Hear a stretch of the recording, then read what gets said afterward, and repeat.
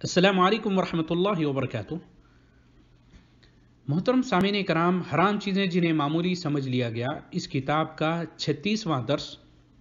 جس کا عنوان ہے سفارش کرنے کے عوض تحائف قبول کرنا۔ لوگوں میں اثر و رسوخ، بلند رتبہ یا کسی اعلیٰ منصب کے حصول اللہ تعالیٰ کی طرف سے بندے پر بہت بڑا انعام الہی ہے،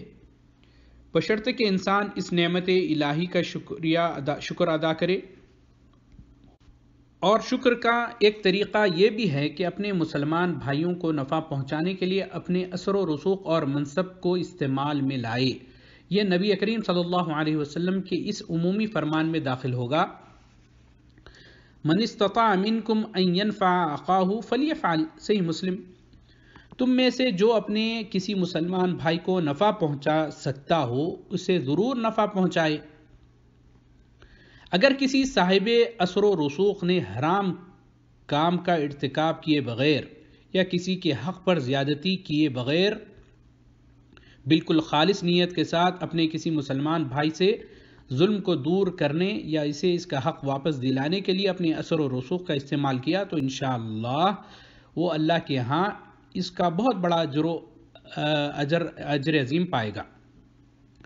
جس طرح نبی کریم صلی اللہ علیہ وسلم نے ارشاد فرمایا، اشفعوا تؤجروا، ابو داؤد کی حدیث ہے، اور اسی طریقے سے یہ الفاظ ہم کو صحیح بخاری و صحیح مسلم میں بھی ملتے ہیں کہ اپنے مسلمان بھائیوں کی سفارش کرو، اللہ کے ہاں اجر پاؤ گے، لیکن سفارش کرنے کے عوض ہدیہ یا معاوضہ قبول کرنا جائز نہیں۔ اور اس کی دلیل درج ذیل حدیث ہے،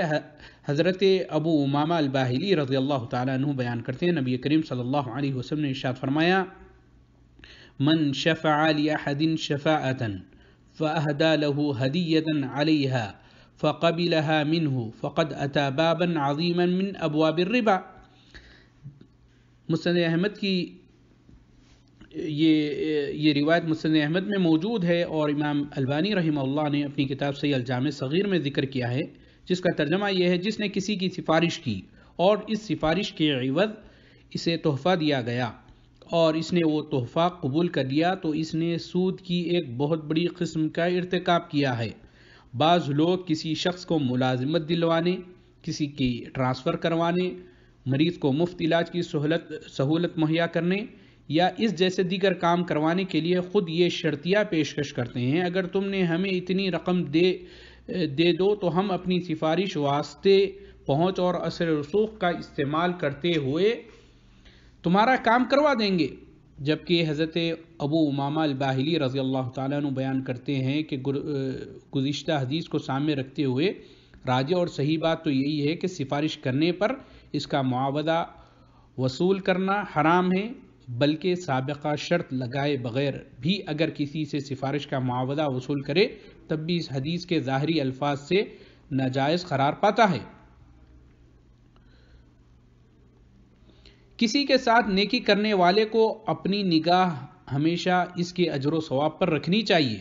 جو اسے اللہ کے ہاں قیامت کے دن نصیب ہوگا۔ ایک آدمی کو اپنے کوئی کام کروانے کے لیے سفارش کی ضرورت تھی، وہ حسن ابن سہل بن عبداللہ السرخسی، اپنے زمانے کے مشہور قائد، ادیب اور فصاحت و بلاغت، ثقافت اور ذہانت میں بے مثل شخصیت اور عباسی خلیفہ مامون کے وزیر تھے۔ خلیفہ مامون ان کی بہت عزت کیا کرتے تھے۔ یہ 166 ہجری میں پیدا ہوئے اور 236 ہجری خراسان کے شہر سرخس میں فوت ہوئے۔ یہ فرماتے ہیں کہ ان کے پاس سفارش کا طلبگار بن کر آیا۔ ایک آدمی کو اپنے کام کروانے کے لیے سفارش کی ضرورت تھی تو وہ حسن بن سہل کے پاس سفارش کا طلبگار بن کر آیا۔ حسن ابن سہل نے سفارش کر کے اس کے کام کروا دیا تو وہ آدمی حسن ابن سہل کا شکریہ ادا کرنے لگا۔ حسن ابن سہل رحمۃ اللہ علیہ نے کہا، تم کس چیز پر ہمارا شکریہ ادا کر رہے ہو؟ جبکہ ہم یہ سمجھتے ہیں جس طرح مال کی زکوٰۃ ادا کی جاتی ہے اس طرح جاہ و منصب اور اثر و رسوخ کی بھی زکوٰۃ ہوتی ہے۔ تمہارا کام کر کے در حقیقت میں نے اپنے جاہ و منصب کی زکوٰۃ نکالی ہے۔ اس واقعے کو ہم الآداب الشریعہ جو ابن مفلح کی کتاب ہے اس میں دیکھ سکتے ہیں۔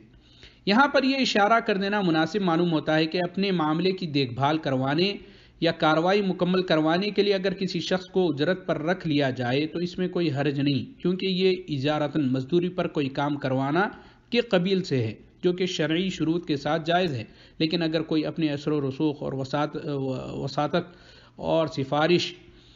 اور واسطے کو استعمال تبھی کرے جب اسے مال دیا جائے تب ممنوع ہوگا۔ تو ہم کو چاہیے کہ اگر کوئی ہم سے، اللہ تعالیٰ نے ہم کو کوئی منصب عطا کیا ہے، کوئی رتبہ دیا ہے، ہم کو کوئی ایسی طاقت عطا فرمائی ہے، تو ہم کو چاہیے کہ ہم اپنے بھائیوں کی مدد کریں، مجبور کی مدد کریں، مجبور کا ہاتھ تھامیں، اس کا کام مکمل ہو جائے اس لیے تعاون کرنے کی کوشش کریں۔ اس کا اجر اللہ تعالیٰ کے پاس بہت زیادہ ہے، جیسا کہ میں نے آپ کے سامنے نبی کریم صلی اللہ علیہ وسلم کی حدیث بھی رکھا کہ نبی کریم صلی اللہ علیہ وسلم نے ارشاد فرمایا کہ اگر کیا من استطاع منکم ان ينفع اخاہ فلیفعل، تم میں سے جو کوئی اپنے مسلمان بھائی کو نفع پہنچا سکتا ہے تو اسے ضرور نفع پہنچانا چاہیے۔ تو اللہ تعالیٰ سے دعا ہے کہ اللہ تعالیٰ ہم تمام کو یہ توفیق عنایت فرمائے کہ ہم باہمی اتحاد و اتفاق کے ساتھ ایک دوسرے کے ساتھ دین کے معاملے میں، نیکی کے کام میں تعاون کرتے رہیں۔ السلام علیکم ورحمۃ اللہ وبرکاتہ۔